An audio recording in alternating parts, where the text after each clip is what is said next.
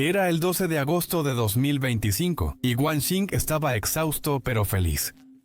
Había hecho algo que solo unas 900 personas en la historia lograron. Había escalado hasta la cima del K2 y vivió para contarlo. Mientras caminaba por la zona segura en la oscuridad, pensando en comida y cama caliente, no sabía que algo se acercaba a ella.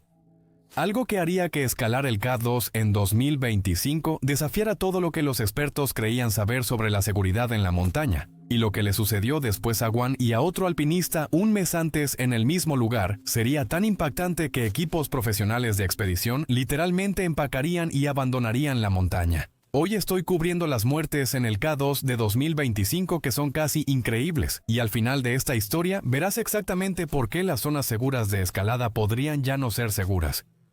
Bienvenido a lo extremo.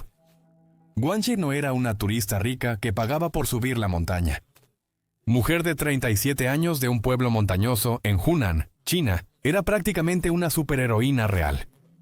Ella inició como instructora de yoga, pero el alpinismo se volvió su obsesión. Su filosofía era simple: la vida no debe tener arrepentimientos. En la primavera de 2024, ella había escalado el monte Everest con Imagine Nepal, una de las compañías de guías más respetadas del mundo.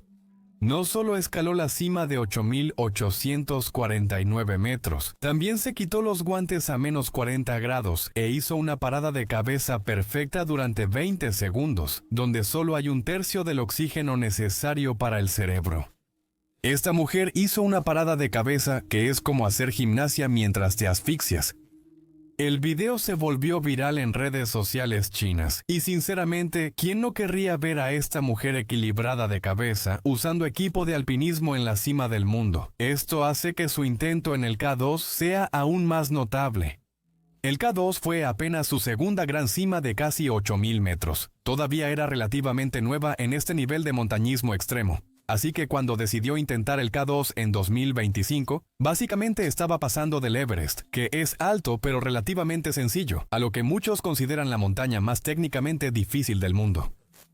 Es como pasar de conducir exitosamente un auto de carreras en una autopista recta a intentar el Gran Premio de Mónaco. Claro, ambos implican altas velocidades y peligro, pero uno es infinitamente más complejo y mortal que el otro. El Everest se trata de resistencia y altitud. Es brutal, pero sigue un patrón predecible. El K2 se trata de habilidad técnica para escalar, de un tiempo perfecto en el clima y de puro instinto de supervivencia.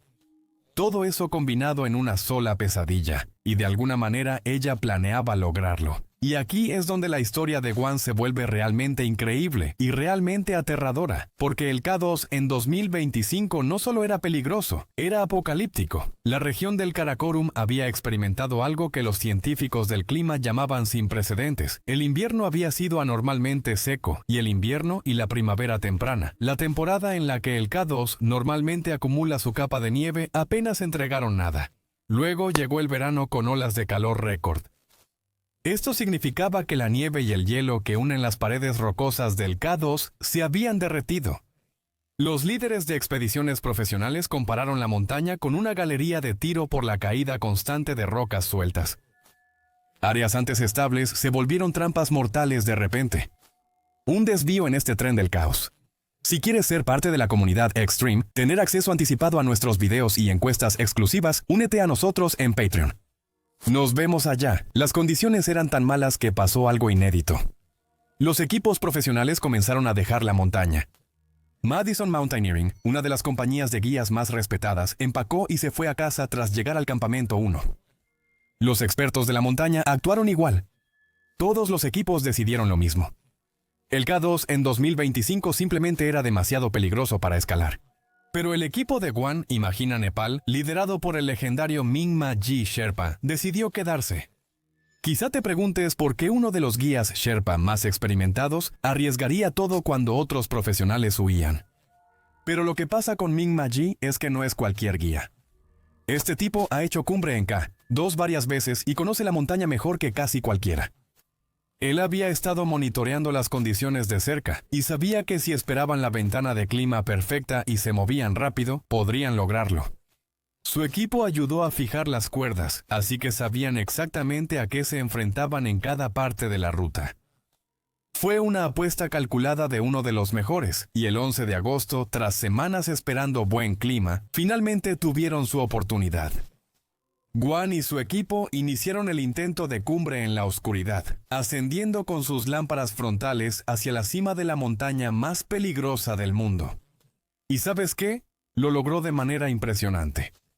Su ascenso fue tan fluido que alrededor de las 3:32 de la tarde, hora de Pakistán, el 11 de agosto, Guan Ying estaba de pie en la cima de la montaña salvaje. Lo había logrado. Se había unido a un club exclusivo de menos de 900 personas en la historia de la humanidad. Fue y sigue siendo un logro digno de celebrarse, pero aquí está el asunto con el K2. Llegar a la cima es solo la mitad. Ahora tenía que bajar con vida. El descenso inició como se esperaba. Guan y sus compañeros de equipo estaban cansados, obviamente. Llevaban más de 20 horas en la zona de la muerte, pero descendían de forma constante, sujetos a las cuerdas fijas y siguiendo el protocolo adecuado. Primero tenían que bajar de nuevo por el cuello de botella. El cuello de botella es un angosto corredor de hielo a 8.000 metros y solo mide unos 3 metros de ancho, con un gran acantilado de hielo suspendido encima. Este acantilado de hielo, llamado Serac, es básicamente del tamaño de un edificio de la ciudad, y puede colapsar en cualquier momento sin previo aviso. Ya se ha derrumbado antes, varias veces. En agosto de 2008, 11 alpinistas murieron en el K2 cuando un Serac cayó en el cuello de botella, llevándose las cuerdas fijas y dejando atrapados a los escaladores en la zona de la muerte durante la noche, con temperaturas de menos 40 grados. Debían decidir entre esperar un rescate incierto o descender miles de pies por terreno peligroso y oscuro, sin cuerdas que los guiaran. La mayoría murió congelada antes del amanecer. Pero de alguna manera, Guan logró sobrevivir. Un paso cuidadoso y deliberado a la vez, probando cada apoyo, revisando 2 veces cada enganche a la cuerda fija. Ella descendió por lo que muchos alpinistas experimentados consideran los 300 pies más peligrosos y constantes de todo el planeta. Después vino la pirámide negra, otros 2.000 pies verticales de escalada técnica y empinada, bajando de nuevo hasta alrededor de 24.000 pies. Esta sección ha cobrado su propia cuota de víctimas a lo largo de las décadas. Los escaladores han caído aquí cuando el puro agotamiento les ha hecho cometer errores simples y tontos que normalmente no cometerían, como no ver una presa obvia, engancharse en el punto de anclaje equivocado o simplemente perder el equilibrio en un terreno que podrían haber escalado fácilmente al nivel del mar. Cada presa tenía que ser perfecta, cada movimiento calculado, porque un solo resbalón, un momento de distracción, un calambre en la pierna o un error con tu equipo significa que vas a caer rodando miles y miles de pies directamente por la cara de la montaña sin absolutamente nada que detenga tu caída. Guan avanzaba metódica y profesional, probando cada agarre, siempre asegurada y siguiendo las cuerdas fijas que habían salvado muchas vidas por años, y que no lograron salvar a muchos otros. Entonces, finalmente salió por completo de la legendaria zona de la muerte del K2. Por debajo de los 8.000 metros, su cuerpo finalmente podía empezar a funcionar de una manera que se parecía a lo normal otra vez. Por primera vez en casi un día, su mente pensó con claridad. Sus músculos realmente respondían a lo que ella les decía que hicieran, en lugar de simplemente acalambrarse o entumecerse. Al llegar al campamento 1 a 19.900 pies, algo increíble ya había sucedido. Guan había superado con éxito las secciones más peligrosas, técnicas y mortales de la montaña más peligrosa del mundo. Ella sobrevivió al cuello de botella, donde murieron 11 personas en un día. Navegó la pirámide negra y cruzó la zona de la muerte sin problemas.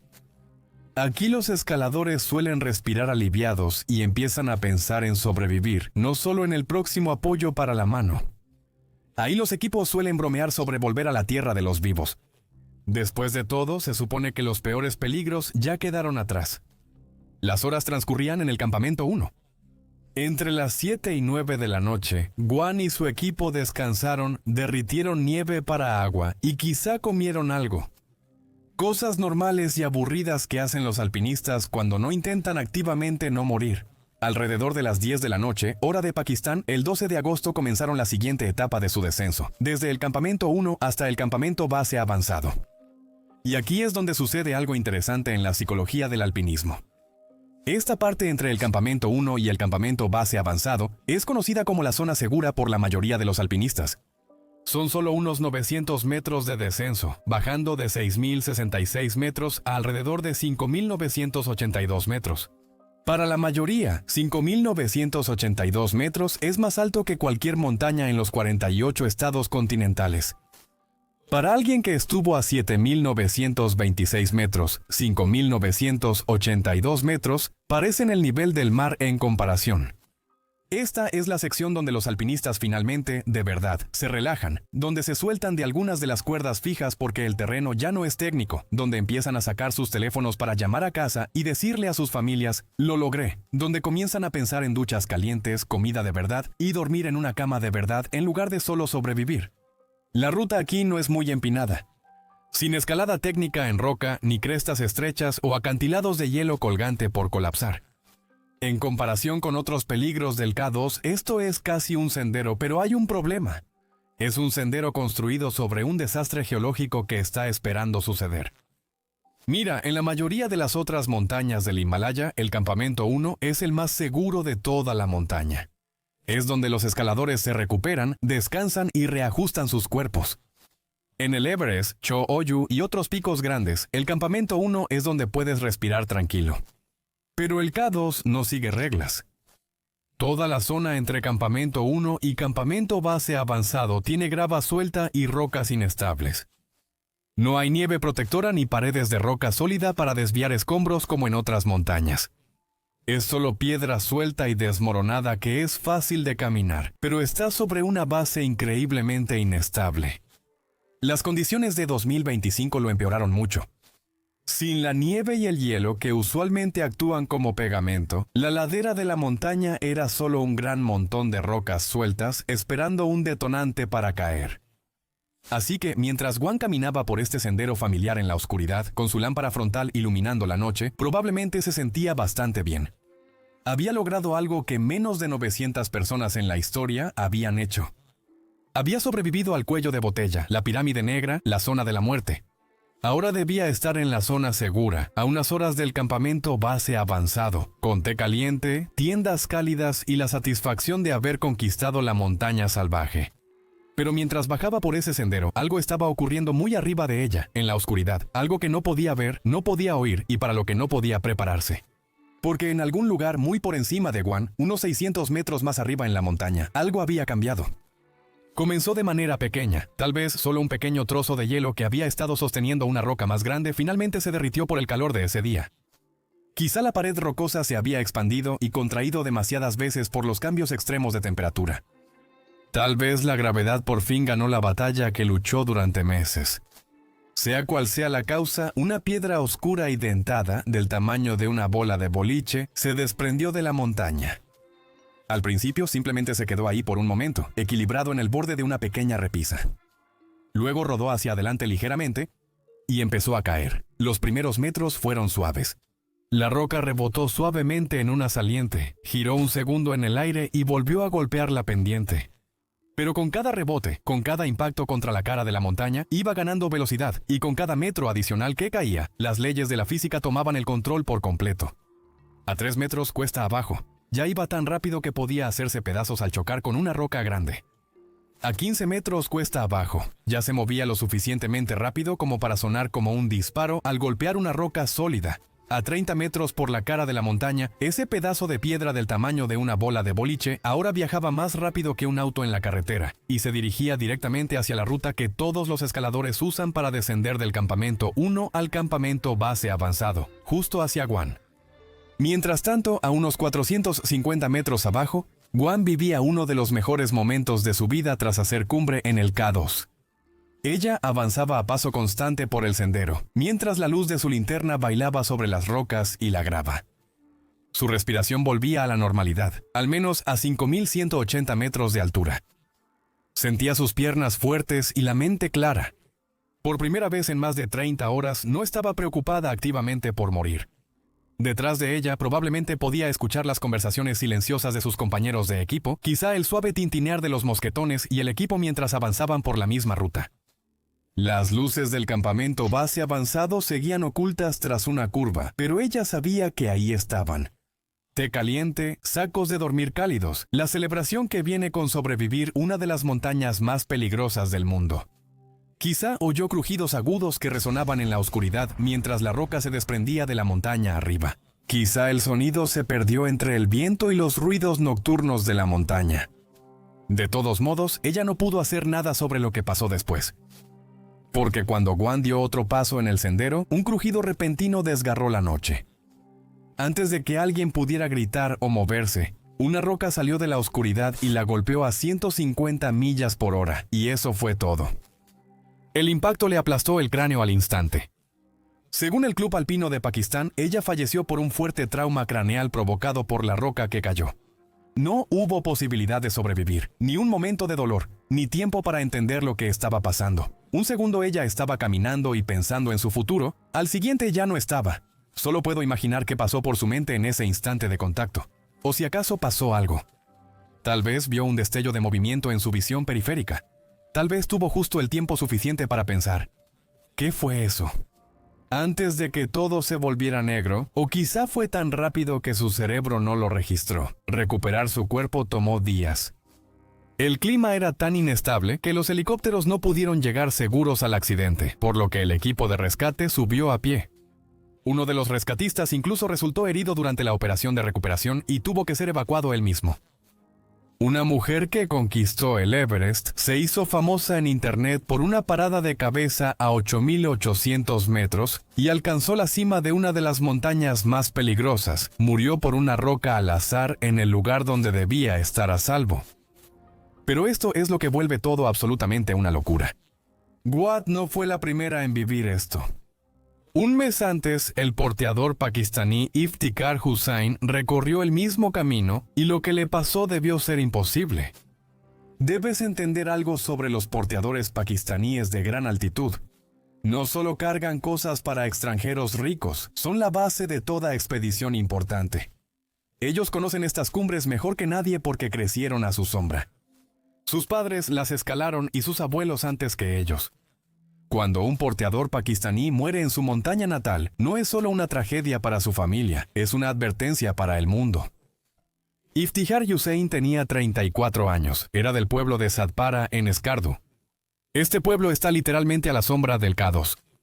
Él creció viendo esta montaña todos los días de su vida. Había trabajado como porteador de gran altitud durante años, apoyando expediciones en el K2 Broad, Peak y los otros gigantes del Karakorum.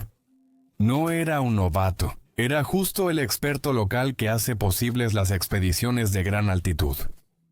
El 19 de julio de 2025, Hussain integraba un equipo de 4 en Mountain Professionals, uno de los servicios de guías más respetados del mundo. Realizaban tareas rutinarias como transportar suministros y mantener el equipo, labores poco vistosas pero esenciales para las expediciones. Y justo como lo haría Gwan un mes después, él estaba descendiendo del campamento 1 hacia el campamento base avanzado, exactamente por la misma ruta, exactamente en la misma zona segura donde los escaladores bajan la guardia. Cerca de las 12:30 de la tarde del viernes, Hussain y su equipo cruzaban la galería de tiro, la zona entre el campamento 1 y el base avanzado donde suelen caer rocas sueltas. Pero el punto es que esta sección no debería tener riesgo significativo de avalanchas. Es peligrosa por la caída de rocas, pero avalanchas masivas, eso no se supone que pase aquí. Pero el 19 de julio de 2025, sin ninguna advertencia a unos 300 metros arriba, sucedió lo impensable. Una enorme losa de hielo y nieve se desprendió de la cara de la montaña en un lugar donde normalmente no ocurren avalanchas. Mientras la avalancha rugía ladera abajo, recogía rocas, trozos de hielo y escombros. Todo en su camino se volvió parte de una corriente más mortal.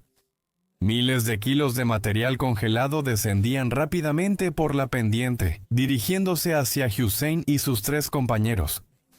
Mientras tanto, Hussain estaba trabajando junto a Dawa Finjo Sherpa y Dawa Geljin Sherpa de Nepal, además de otro porteador pakistaní llamado Niaz Ali. Probablemente solo estaban teniendo una conversación normal, tal vez hablando sobre el clima o sobre sus familias en casa, cuando lo escucharon. Ese sonido retumbante que todo alpinista teme. El sonido de la montaña derrumbándose sobre ellos. No hubo tiempo para pensar. Cuando una avalancha te golpea a esa altura, normalmente no puedes planear. Tuvieron quizá 10 segundos para reaccionar. 10 segundos para intentar apartarse del camino de miles de toneladas de nieve, hielo y rocas que se les venían encima. Dawa Finjo Sherpa fue atrapado por la avalancha. Quedó gravemente herido, pero logró sobrevivir. Dawa Geljin Sherpa y Nia Sali también fueron arrastrados, pero lograron escapar con heridas leves. Pero Iftihar, el experto local, recibió toda la fuerza de la avalancha y, lamentablemente, no sobrevivió. El equipo de rescate del campamento base lo halló sepultado bajo nieve y escombros. Cavaron frenéticamente, sabiendo que cada segundo contaba, pero ya era demasiado tarde. La montaña había perdido a uno de los suyos. Lo que siguió fue una evacuación desesperada que muestra lo remoto y peligroso que realmente es este terreno. Dawa Finjo Sherpa, gravemente herido pero con vida, tuvo que ser trasladado en helicóptero al hospital de Skardu. El clima era tan malo que varios intentos fueron necesarios antes de que un helicóptero del ejército pakistaní pudiera llegar. El cuerpo de Hussein fue recuperado, llevado al campamento base y luego trasladado en avión a Satpara para su entierro con su familia. Su fallecimiento dejó a esposa e hijos que dependían de sus ingresos por trabajos en altura. Estas muertes revelan lo que ocurre en los entornos más extremos del planeta. El K2 ha sido mortal desde antes de estos casos. La montaña salvaje ya era la más peligrosa de la Tierra. El Everest puede ser más alto, pero el K2 siempre ha sido más peligroso. Pendientes más empinadas, tormentas más intensas y menos rescate. Durante años, 1 de cada 4 alpinistas que alcanzaba la cima no volvía. Pero ahora se está convirtiendo en algo aún más aterrador. Aquí está el asunto. Las muertes en el K2 suelen ocurrir en lugares predecibles. El cuello de botella donde caen acantilados de hielo. La zona de la muerte, sobre 8.000 metros, donde el cuerpo se apaga en tormentas o secciones técnicas donde un error es mortal. Lo que está pasando ahora es completamente diferente. El cambio climático no solo derrite glaciares y eleva el nivel del mar, también vuelve impredecibles los peligros de montaña antes conocidos. El aumento de temperaturas desmorona paredes de rocas sólidas durante siglos. Los patrones climáticos que los montañistas han utilizado para planificar rutas durante décadas están desapareciendo por completo. Las zonas seguras en las que los escaladores han confiado durante generaciones se están convirtiendo en trampas mortales.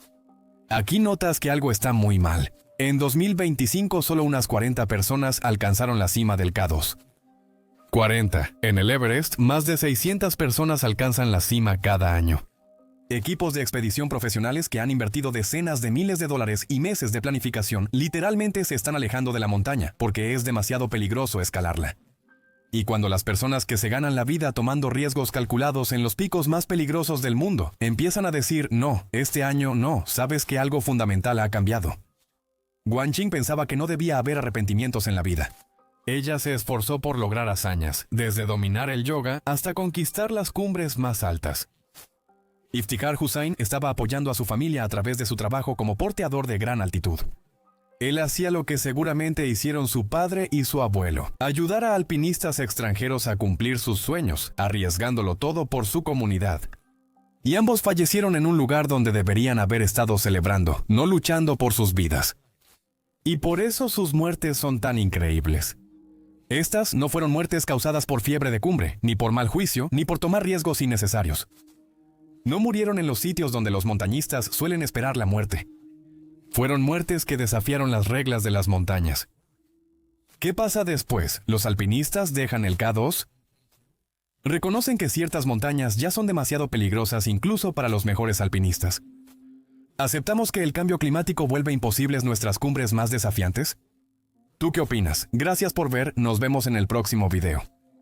Mantente audaz y vive con valentía.